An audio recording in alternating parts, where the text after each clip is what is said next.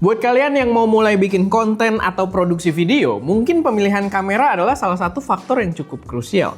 Dan dua pilihan kamera yang ada di sini, menurut gua adalah pilihan yang sama-sama menarik.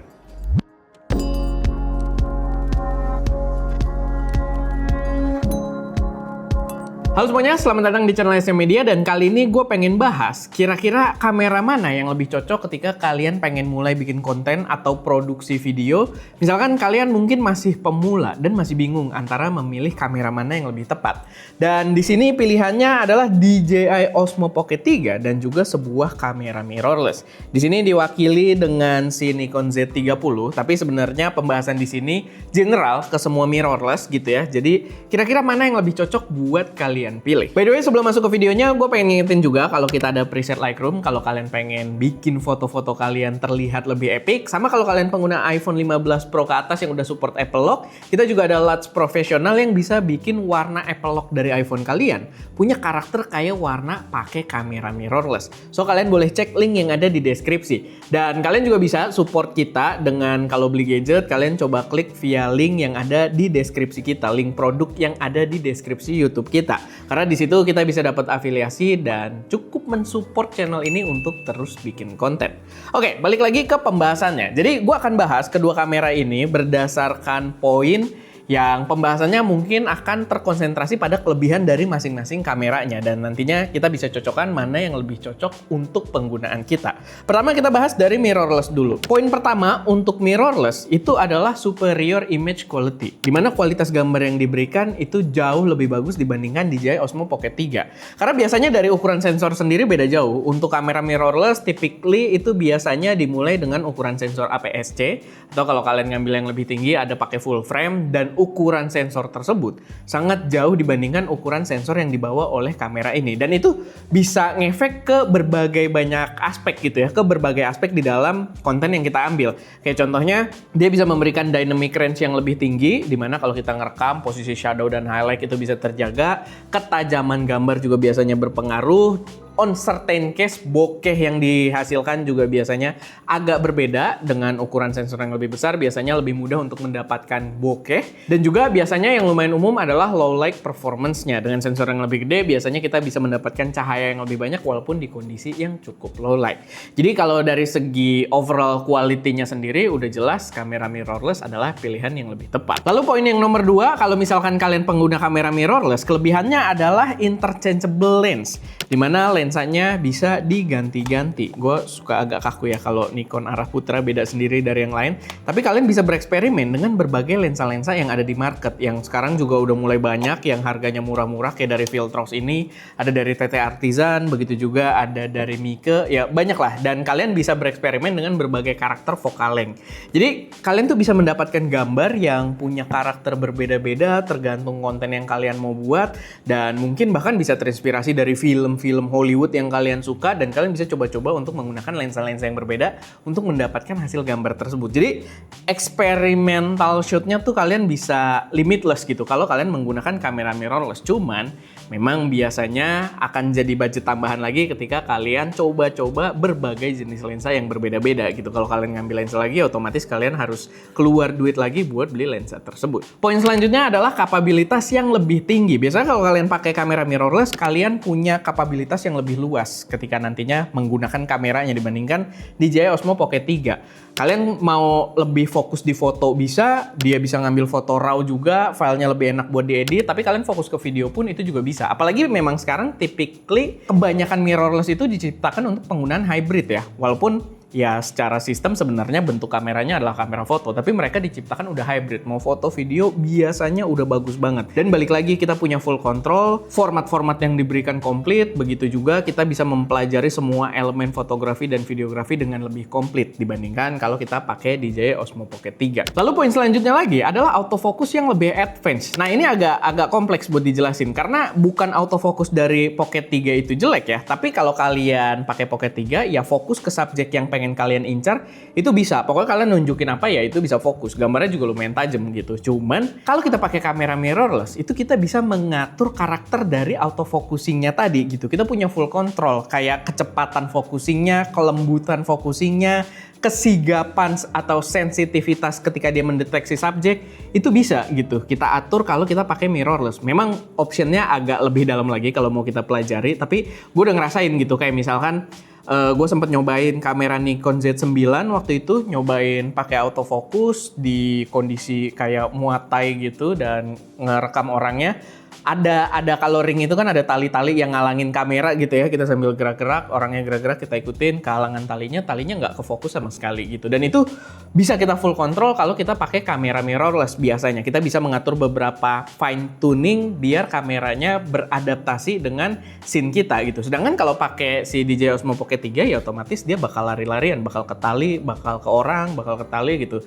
Dan ya balik lagi ke penggunaannya, kalau kalian pakainya kayak buat langsung tunjukin aja, dia juga focusingnya cepet gitu. Cuman kalau kita pengen advance, kontrolnya lebih luas gitu ya, lebih menyesuaikan dengan scene kita, ya kita pakai kamera mirrorless. Lalu poin terakhir pastinya kalau kalian pakai kamera mirrorless adalah kapabilitasnya untuk mengarah ke industri profesional. Karena kalau kita pakai ini ya concernnya hanya untuk sampai bikin konten doang kalau si Pocket 3 ya. Kalau pakai kamera mirrorless, kita mempelajari tadi elemen-elemen fotografi dan videografi dengan lebih dalam, kita bisa lebih tahu seluk-beluknya, bagaimana satu settingan bisa mengubah gambar kita sedrastis apa, dan balik lagi kita juga dibiasakan dengan workflow yang sesuai dengan workflow profesional gitu. Karena kalau misalkan kalian dari awal pakainya Osmo Pocket 3, kalian masuk ke workflow profesional dengan kamera profesional, itu pasti buta banget gitu. Tapi ketika kalian startingnya pakai sebuah kamera mirrorless, ya kurang lebih mirip-mirip gitu. Kayak ngatur shutter speed, bagaimana resolusi yang dipakai, frame rate, dan lain sebagainya gitu ya.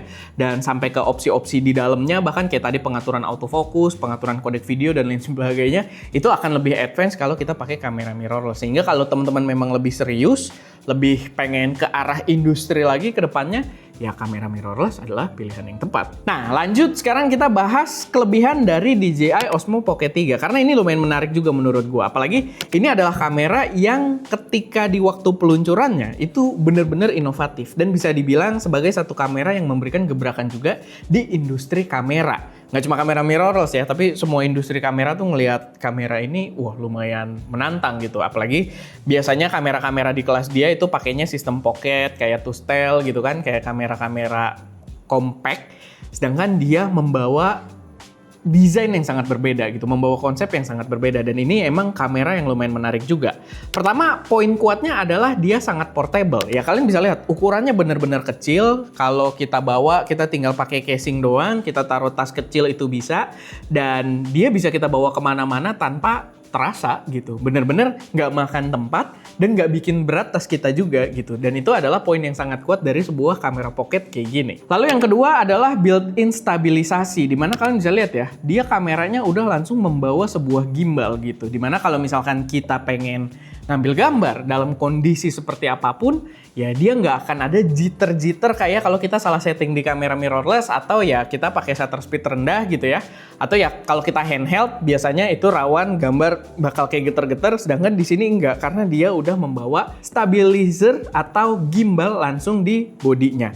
Dan kalau misalkan kalian pakainya kamera mirrorless untuk dapet internal stabilization atau disebutnya IBIS, itu harus di kamera-kamera yang harganya lumayan tinggi. Dan itu pun tidak se-advance sebuah gimbal gitu. Karena biasanya kalau kamera mirrorless, dia adanya di sensor dan ruang geraknya cukup terbatas. Beda dengan sebuah gimbal kayak gini yang dia ya ada motor untuk nengok-nengoknya gitu, untuk tilting, panning, dan lain sebagainya yang membuatnya bisa lebih stabil lagi. Lalu poin selanjutnya yang menurut gue cukup menentukan juga, yang cukup penting untuk para usernya adalah DJI Osmo Pocket 3 ini punya poin ease of use, dimana sangat gampang buat dipakai, anti ribet, instan, dan ya gambarnya auto bagus dan stabil. Walaupun level bagusnya tidak akan menyentuh sebagus mirrorless gitu ya, karena tadi ada perbedaan ukuran sensor juga, lensanya nggak bisa kita gonta-ganti, tapi ya kita nggak usah pusing-pusing, gambarnya nggak bakal kayak ngeblur, geter-geter, dan lain sebagainya gitu. Jadi auto bagus dan sangat bermanfaat kalau misalkan dipakai untuk orang-orang yang memang lebih ngejar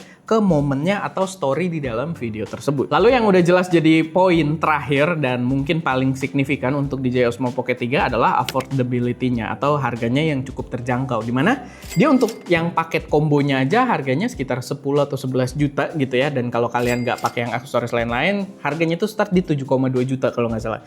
Dan itu harga yang sangat terjangkau dibandingkan memang kalau kalian memilih kamera mirrorless. Kamera mirrorless tuh biasanya kalian start bagus itu ya sekitar 8 juta ke atas gitu kan. Dan itu pun kalian belum punya lensa, kalian harus invest lensa lagi dan lain sebagainya.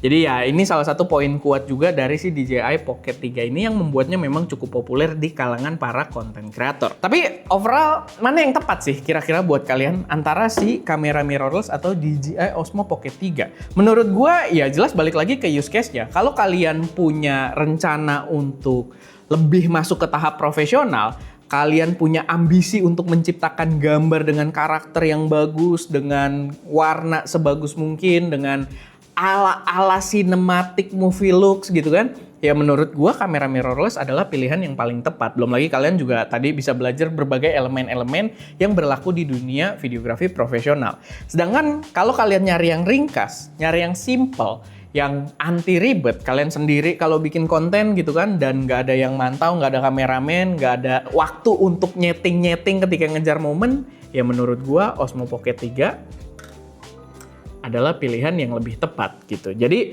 balik lagi ke penggunaan kalian sendiri dan masing-masing punya market sendiri. Gua pribadi kalau suruh pilih, gua akan memilih kamera mirrorless karena gua punya ketertarikan yang cukup dalam untuk mengeksplor gambar dengan lebih apa ya?